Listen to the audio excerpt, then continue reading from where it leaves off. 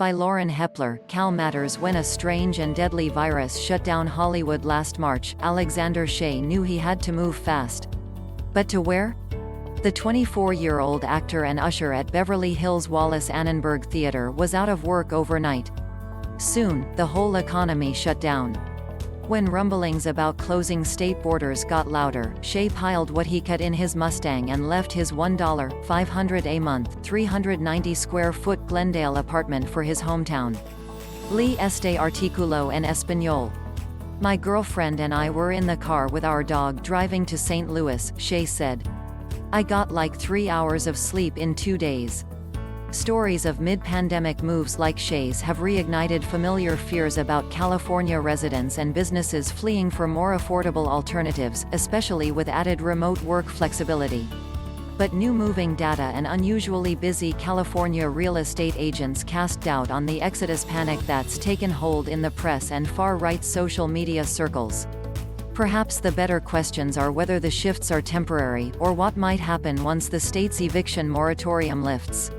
A new report released a week ago by the California Policy Lab, a research arm of the University of California, found no evidence of a pronounced exodus from the state, nor data to suggest that large numbers of wealthy residents are leaving.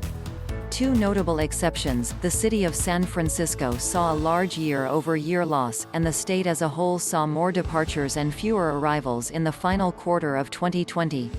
Some 267,000 people left California around the end of the year, compared with just 128,000 people moving in from other states.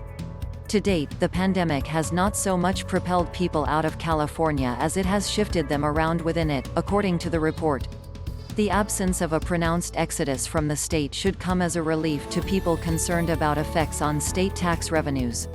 The decision to move has always been highly personal, subject to work, family ties, lifestyle preferences and a million other variables, and official federal moving data takes years to compile. In California, the nation's most populous state with some 40 million people, the number of things happening at once can make things even murkier. The remote work crowd is just starting to confront the prospect of salary cuts if moves to lower-cost locales become permanent.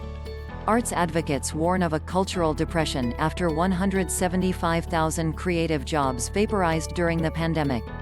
For Californians barely hanging on, breakdowns in the state's job safety net are colliding with long-running failure to build affordable housing or accurately count people forced into precarious situations like couch surfing or living in cars.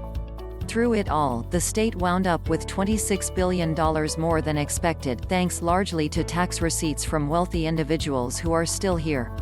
What we know so far about the much-discussed California exodus is a patchwork.